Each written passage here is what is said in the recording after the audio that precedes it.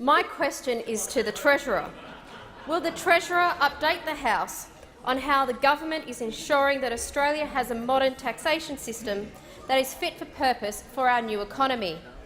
What integrity measures has the government introduced to ensure a level playing field for Australian businesses that making multinationals pay their right tax?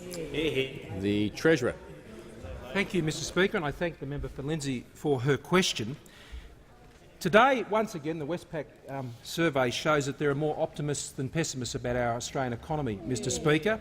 The optimists are on this side of the House, the pessimists are on that side of the House, Mr Speaker. And one of the reasons why we are so optimistic is about the opportunities that this country has as our economy diversifies. And for that, we need a 21st century tax system, Mr Speaker, that does many things, that is pro-growth, but it also needs to ensure that companies, and particularly multinational companies, pay their fair share of tax, Mr Speaker. And it is incredibly important we have a system that recognises the 21st century economy that we operate in.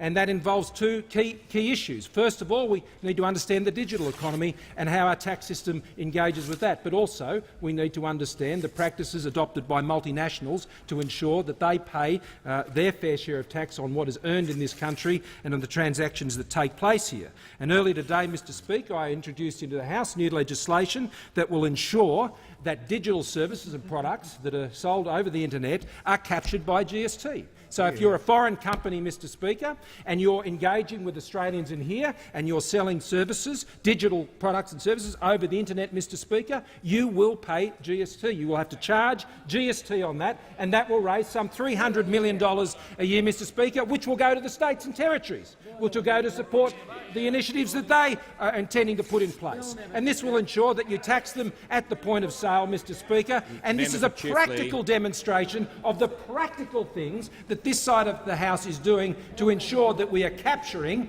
the revenue that should flow to the state and federal governments when it comes from the activities of multinational companies, Mr Speaker. But in addition to that, you'll be aware that last year this parliament passed laws to crack down on anti-avoidance of multinationals, Mr Speaker, when it comes to their taxation.